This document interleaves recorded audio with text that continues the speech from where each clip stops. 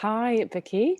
Hello. Um, Thank you so much for joining me on what is going to be episode one of Unleash the Dog Within, which is my excuse to talk to people about dogs, really.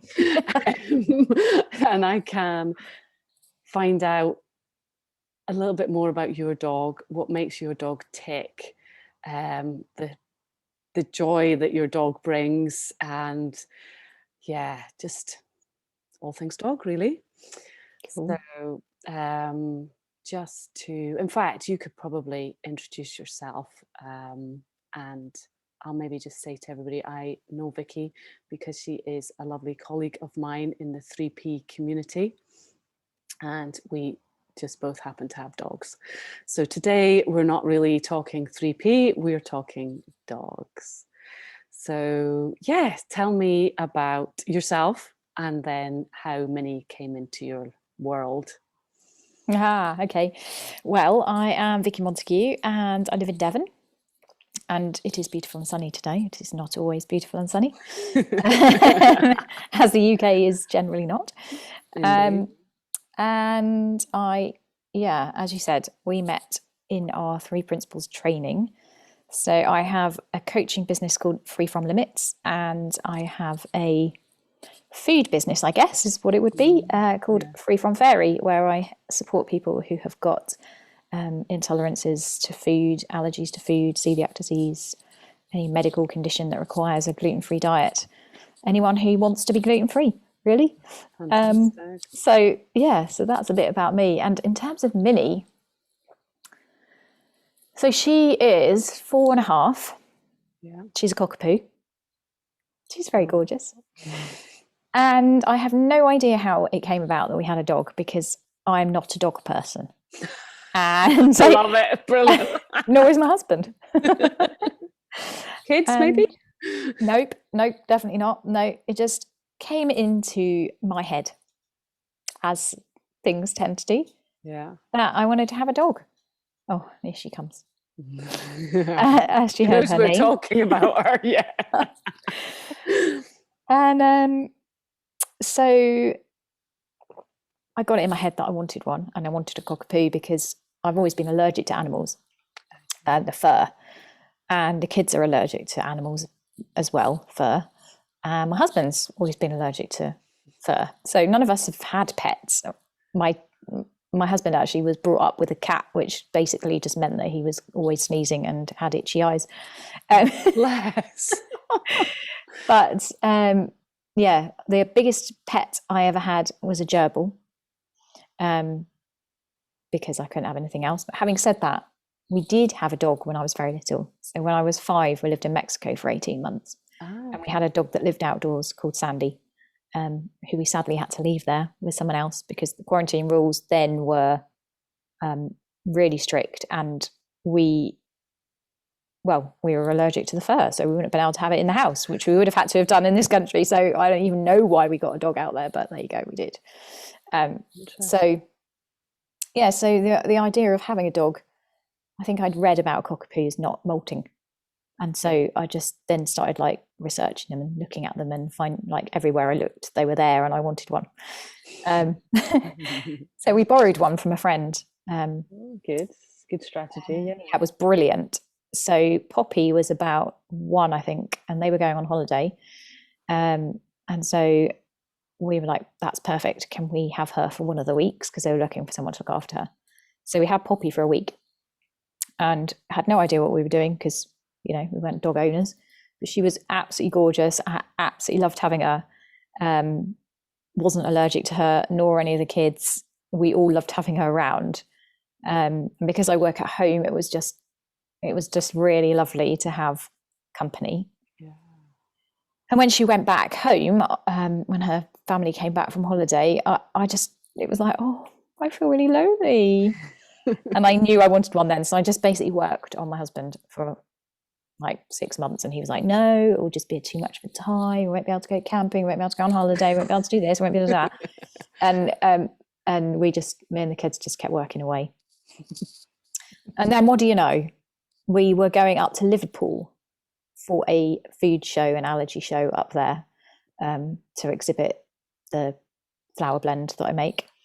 And there's an amazing breeder up there that my sister had been basically stalking for a couple of years because she wanted a cockapoo as well. Oh, right. I had read that there's big issues with puppy farming, and particularly with cockapoos, that you really need to know where they're coming from. So she'd been doing tons and tons and tons of research into this breeder, had visited and everything. So I was like, perfect, all the research is done. And he was in Liverpool and we were going to Liverpool. And when I looked on his website, and I still don't know to this day, it was obviously meant to happen how it happened, because he's now got a humongous waiting list. He had 3 puppies available that weekend that we were going. Wow. So on the way to the show, we dropped in to visit, fell in love with Minnie, and picked her up on the Sunday on the way home. So after a very long, hard weekend of being on an exhibition stand in Liverpool, we left at about 7 p.m. to drive home to Devon with a little puppy on my lap. That's so cute. And so, that's how she came to be in our lives, which is mad. That's brilliant. I love that story. It's very, very cool. And so my next question, obviously, is how was it in the first, I don't know, month, say, bringing a puppy home? And, obviously you're not, in inverted commas, dog people. No. So how was that? I think beforehand, I actually had read some books and done some research, which is kind of unlike me, because I had previously always kind of trusted my instincts and just sort of gone, like when I had children, I was like, I'm not going to read books because I just think that's pointless. Each baby's going to be different, so I'll work it out, kind of thing. Yeah. But I had read some stuff, and we had prepared. We'd got like a crate, and also had a bed and toys and things like that, food. So we got home, and like I say, absolutely knackered. It was about midnight before we got home. Poor little thing. I mean, she'd been in a car for a long number of hours.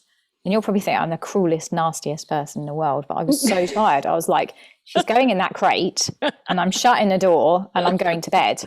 Yeah. And I'm not pandering to anything. So if she's crying in the night, if she's upset, I'm too tired. She's going to have to get on with it. And it sounds really awful. I never did that with my kids. The idea of leaving a child crying was like, absolutely no way would I do that. The Gina Ford method was not for me. Yeah. But there was something in me that knew that I needed to just leave her to work her way through stuff. Yeah. Whether that was right or wrong, I don't know. But she settled pretty well. I'd say probably for the first week or so, she would wake up in the night, probably about 4, and I think I used to come down, let her out, go in the garden, go to the toilet. Yeah. I wouldn't engage at all with her. Just put her straight back in the crate and went back to bed. Yeah. And she was really good. I think we had a bed on one side and a puppy pad on the other, so she would do her wheeze on the pad. Yeah. I think the first couple of nights she did poo in there, and that was, she was obviously distressed and,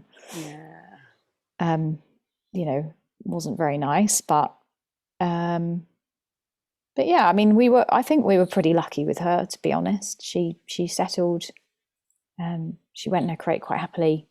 She, like I say, she weed on her pad. She was pretty well trained when we got her. She would wee on pads. So yeah, we had a pretty good experience in that first month, I'd say. Whereas my sister, when she picked hers up 3 weeks later, had a nightmare experience. So it's really interesting, isn't it? And it's to me, there's just no right or wrong way to bring a puppy into the home. Like there just isn't, because like every dog is so different, and every situation is so different. Every family's different. Every family member's different. And I just think, you've got to just, you just got to do what comes to you. I think if you can trust yourself to just do it, or be so knackered after an exhibition and just to go, I've got to look after myself, because what we often forget when we bring a puppy in is that we need to look after ourselves before we can possibly give anything to a puppy. And if we're tired to start with, or then get tired, it just is like a spiral until eventually you're just like, oh my God, why did I do this? Yes. Yeah, I can see how that would be very easy to get into. Yeah. That's cool though, that you had relatively easy, and it sounds like for Minnie, it was relatively easy as well, because she had her boundaries. She knew where she could go and sleep and feel safe. And that's really all you can do, because at the end of the day, the bottom line is, like all of us, if we get a puppy, we are taking them from their mum to another environment. So you're taking them from anything they've ever known. But ultimately that's just how it is, as far as I can tell, in our domestic world, because we're not going to take the mum and all 6 puppies. No, the mum doesn't want them, and by that point the mum doesn't want them. Exactly. So yeah, that's cool. It was interesting actually. It just came to me when you were talking, because we were given a like a blanket that had been put with them before leaving for a week or so, and so she was brought home with this blanket with the smell of her mum and her siblings on it. And I had this, I guess it was just some sort of inkling that it wasn't helping. And I actually took it away. I think it got covered in wee one night. So I was like, well, if I wash it, then the smell's gone. But as soon as it had gone, she was so much better, so much calmer, just seemed so much more relaxed. It was almost like it was kind of holding the memory. I don't know, it was strange. I have no idea. But anyway, I guess it must help some puppies, otherwise the breeders wouldn't do that. But for her, it was almost like it was holding her back. Wow. That's amazing. And that would make sense to me, that for some puppies it would work and for some it wouldn't. And it's just a case of getting to know your puppy and what's happening for your puppy at the time when you're thinking, is this helping or not? And just making a decision, because again, there's no, as far as I can tell, there's no right or wrong with that. That's cool. That's interesting. And what about, like, as she kind of grew up, so like the first year, how was she in your first year? Well, when she was tiny, I remember sitting in the kitchen. We didn't let her in anywhere else because it was carpeted at that point. So she was kept in the kitchen, and I worked in the kitchen so that she was, had me there. And the crate was there, so we kept her in the kitchen. Her bed was there, and I remember after a few weeks, she didn't want to go in the crate. She decided the crate wasn't where she wanted to go. I don't quite know why I persisted with it at that point, but I seem to think that was what needed to be done. So we kept persisting with putting her in there. But I think when she got to I think she was probably around about 1. She was quite happy going in there. That was what she did, nightly routine. She went out for a week. She came in. She went in her crate. Door got shut, and that's that. And then over time, the door was left open. And then one day, she just refused to walk in there. Her bed was in there, but she came in. She just poked her head in and was like, "Okay." So at that point, she was well trained, and I was clearly feeling less controlling than I had been, and allowed her to just.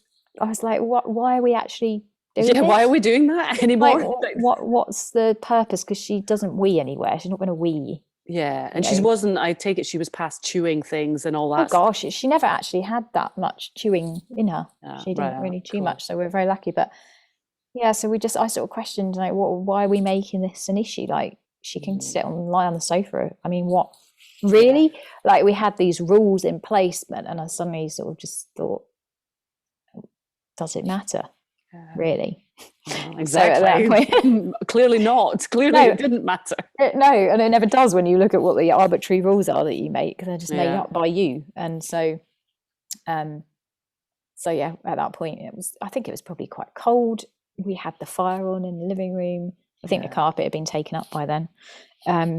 So at that point, she started sleeping in the living room, and she's got a bed in here. She sleeps in her bed sometimes, she sleeps on the sofa sometimes, but she's happy. Yeah. She's fine. Yeah. That's cool. Yeah, I think I hear a lot in my my world of dogs, and particularly in the Facebook group, about crates and how to crate train and what to do with them. And you know, it's like you say, it's just like a thing. And Yes. it just becomes a thing, and it becomes a really, really stressful thing. Yeah. That it really doesn't need to be, because for some dogs it suits some dogs, and some dogs it doesn't. And as long as, you know, as long as the dog is not getting upset, like my dog still uses a crate. She's 10. She goes in her crate every night, and we close the door. And as far as I can tell, she loves it, because I went through a phase of leaving the door open, and she became very unsettled in the evening. She started barking, and she was, you know, she would jump on the sofa and go and look out the window, and then bark at everything that went past. And I was like, why am I doing this? Because I had in my head, I think at one point I must have had in my head that, you know, it's time I got rid of the crate. Yeah. She's old enough. She shouldn't be in the crate anymore. Well, again, it's an arbitrary rule, isn't it? Like, where did that come from? Yeah. I was like, no, it has to go. So I thought, like you, I'll leave the door open. Yeah. And but yeah, it just, she was telling me that she wanted to be back in her crate. Yeah. And not only did she want to be back in her crate, she wanted the door closed. Yeah.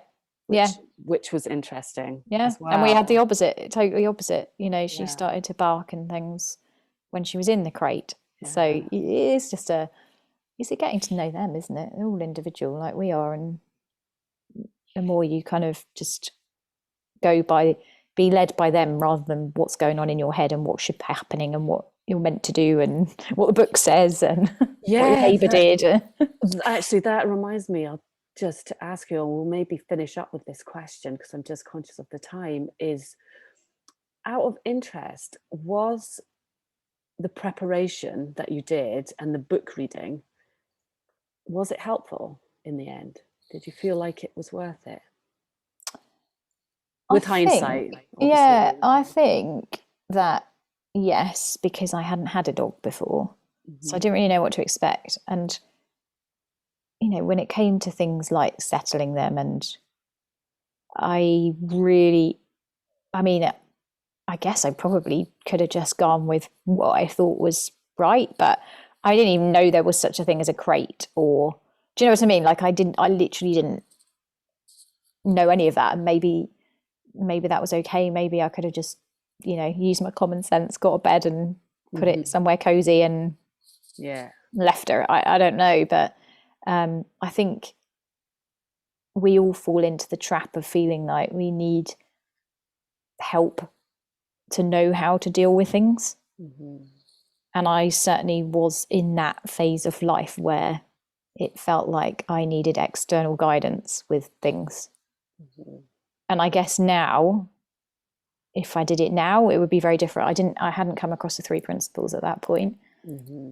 So I think where my understanding is now, I think I would probably feel more comfortable just going with what felt right. Just trusting yourself, yeah. And I guess, you know, that is what we call wisdom in action, because at the time you didn't know anything, so you probably did need a book. Do you know? Exactly. And I think it's just fascinating to me that again, for some people it's the right thing to do, to get a book and read everything voraciously. But if you feel like you're reading and you're getting all this conflicting information, then to me that's the time to step away. And if you feel like people are telling you what to do, it's probably the time to step away, because I think in the dog world particularly, there is so much information out there. It's just insane. And sometimes it's helpful to step away from it and actually just go, wait a minute here, like this is my dog, my family, and I need some harmony in my life. And Yeah. if I'm trying to follow whoever or whatever, Yeah. then that's not always helpful. Yeah. I always say to people on my courses, I always say, don't listen to me. This isn't a prescription. This is a guidance. And if it sounds sensible, give it a go. And if it doesn't, don't bother. Well, it comes down to the feeling again, doesn't it? If you're feeling really stressed out about something, then more than likely it's not helpful. So it's just listening into that, isn't it? And the whole rules thing, when you really look, you see how they're made up, because for one family, the dog sleeps on the bed and that's what they've always done. Another family, it's like the dog is never going to be let out of the crate, out of the kitchen. Yeah. And it just goes to show that none of it actually matters. It's what feels right for you as an individual, rather than, well, so-and-so told me it's really bad if they sleep on the bed, or so-and-so would think, oh my, what would my mum say if she knew I had the dog sleeping on my bed? Oh my God. Like my mum would have a kitten, that's for sure. My mum would too. My mum's not here to defend herself, bless her, but she would have a kitten, that much I do know. I should have brought the tea towel out that my mum brought when we got her. It's absolutely hilarious. It's like it's something about the dog when you first get a dog, you've got all these rules and they have to stay downstairs and they're not allowed on the bed and they're not allowed this and then like at the end of it, it's like you have to ask permission of the dog to get in your bed. It's like the steps of dog ownership. Where are you, kind of thing. It's absolutely hilarious. I'll have to send you yeah, do send that to me. That would be cool. Thank you. Right, on that note, I am going to finish up, and just to say to anybody listening that you have been listening to me, Julie Cluley of Helps You Help Your Dog, and my friend and colleague Vicky Montague, talking about the lovely Minnie. All right, so bye for now. Bye. Bye.